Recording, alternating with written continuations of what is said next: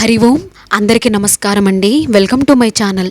తులసి మాతని ఎందుకు పూజిస్తాము అనేది ఈ వీడియోలో తెలుసుకుందాం. వీడియో ఎక్కడ కూడా స్కిప్ చేయకుండా చివరి వరకు చూడండి. అలా అయితేనే మీకు అర్థమవుతుంది. సంస్కృతంలో తులానా నాస్తి అదైవ తులసి అంటే దేనితోనూ పోల్చలేనిది తులసీమాత అని అర్థం. భారతీయులకు గల పవిత్రమైన మొక్కలలో ఇది కూడా ఒకటే. వాస్తవానికి ఇది సర్వశుద్ధికారి కనుకనే పూజా సమయాలలో వినియోగించే వస్తువులలో ఇదొక్కటే ఒక్కసారి వాడిన తరువాత కడిగి మళ్ళీ పూజకు వాడదగినదిగా పరిగణించారు. ఒక కథనం ప్రకారము తులసీమాత ఒక దేవత. ఆమె శంఖ చూడానికి భక్తి శ్రద్ధలు గల భార్య. ఆమెలోని భక్తి ధర్మశీల ఎందుగల విశ్వాసములను చూసి భగవంతుడు ఆమెను పూజా అర్హత గల తులసి మొక్కగాను మరియు భగవంతుని తల మీద అలంకరింపబడే యోగ్యతగాను దీవించాడు.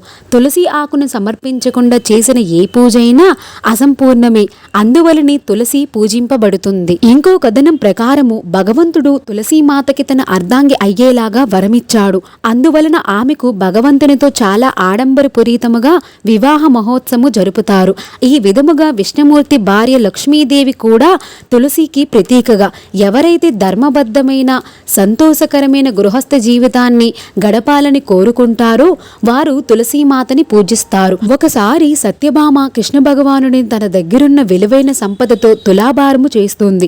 కానీ ఆ సంపదతో పాటు రుక్మిణీదేవి భక్తితో ఒక్క తులసీదళం వేసే వరకు ఆ తులామానం సరితూగలేదు.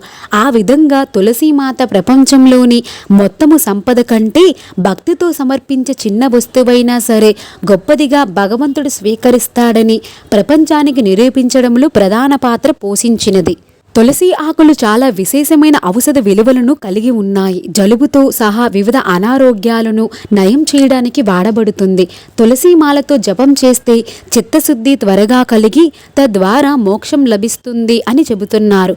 ఇది తులసీమాత యొక్క విశేషం. తులసీమాతని ఎందుకు పూజిస్తారు అనే విషయం. ఈ వీడియో కనుక మీకు నచ్చినట్టయితే తప్పకుండా వీడియో లైక్ చేయండి. అలాగే నా ఛానల్ని సబ్స్క్రైబ్ కూడా చేసుకోండి. ఇన్ఫర్మేషన్ అని అనిపిస్తేనే మీ ఫ్రెండ్స్ అండ్ ఫ్యామిలీకి షేర్ చేయండి. ఓం నమః శివాయ. హరి ఓం. ధన్యవాదములు.